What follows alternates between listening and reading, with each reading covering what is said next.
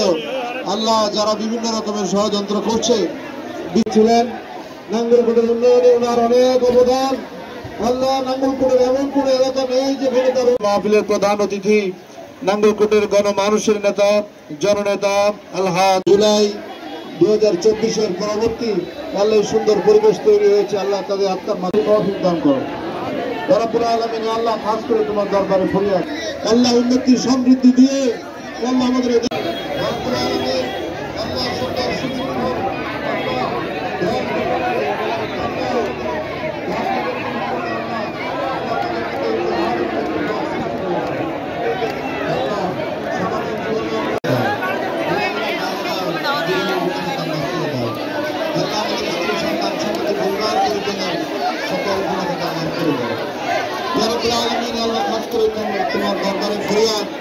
আল্লাহ আমাদের দেশের স্বাধীনতার সার্বভৌমত্বকে আল্লাহ তুমি হেফাজত